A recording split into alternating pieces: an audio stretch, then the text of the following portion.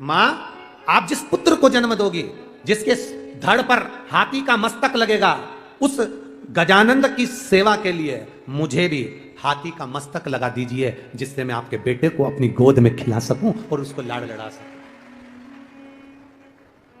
एक धाय मां होती है, एक जन्म देने वाली मां होती है, एक बच्चे को गोदी में खिलाने वाली, जिसको हमारे यहां सहज भाषा में आया कहते हैं। हमारे यहां कह देते हैं ये बच्चे को गोदी में खिलाती आया है, धाय मां। मैं उसकी धाय मां बन। मालिनी हाथी के मुख को मांगती है, गजमुखी मालिनी, गजमुखी मालिनी। जब हमारे यहां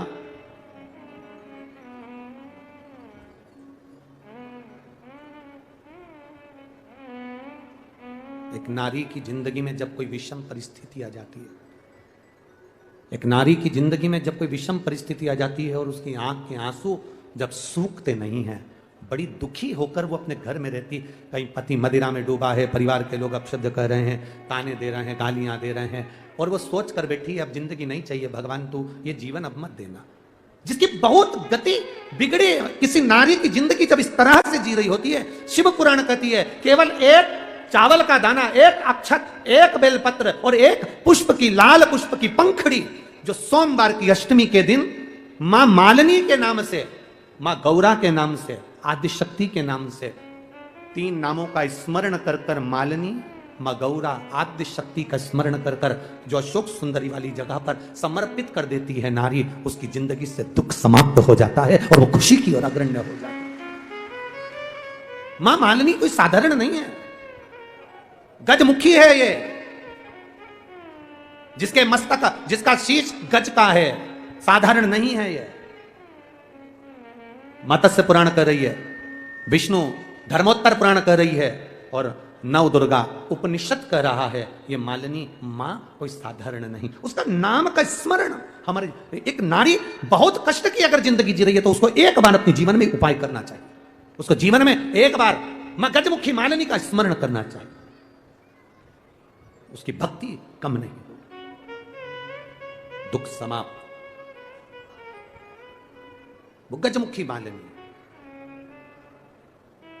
एक लाल चंदन में भिड़ा हुआ अक्षत, एक बेल पत्र, एक फूल, लाल फूल की एक पंखड़ी हो, फूल भी नहीं हो तो पंखड़ी भी, मां मालिनी गजमुखी को जब दिया जाए तो वो सुख प्राप्त करती है। सुख, शंकर भगवान के जितने संतान उतना गजमुखी मालिनी ने अपनी गोदी में खिलाया। अशोक सुंदरी को, गणेश को, कार्तिक षडानंद को, जया, विषहरा, शामरीवारी, दौतली, देव, ये सब कन्याओं को, बेटों को मां मालिनी अपनी गोदी में खिलाती, दुख समाप्त कर देती। जब कोई चढ़ाता है ना अशोक सुंदरी वाली जगह पर ये वस्तु, तो मां मालिनी उसको गोदी में खिलाती, उसको दुख नहीं आने देती। मां मां होती है।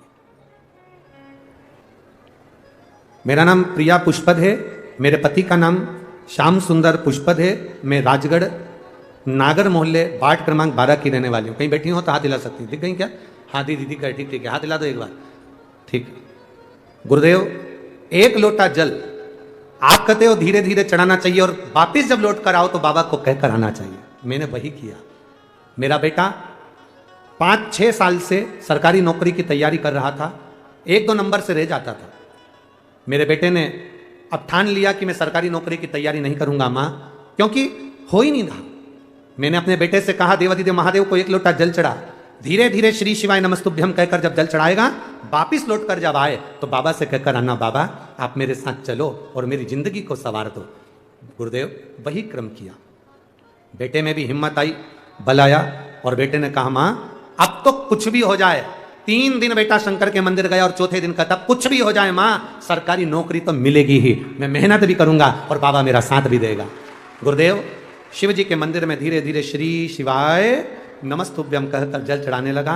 आता, बाबा से प्रार्थना करता। एग्जाम का टाइम आया, बेलपत्री शहद का प्रयोग करा, मैंने पशुपति व्रत करा। बाबा की कृपा का मैं क्या वर्णन करूं गुरुदेव।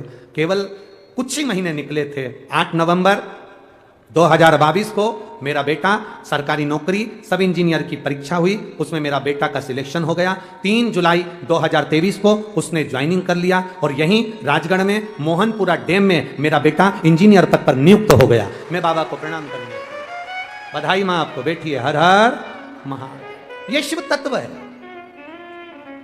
ये ओघड़ी है। ये त्रिकालदर्शी है, ये कैलाशी है। अब करो उसका भजन। कई लोग ऐसे हैं जो केवल मंदिर में जाते हैं, तो सीवर वाले महाराज जी ने कहा है ना, इसलिए जाके केवल जल चढ़ाना। ना ना ना, शंकर भगवान के मंदिर में, शिवालय में अगर जाओ तो उससे दिल से अपने मन की बात कहता रहो, दिल से।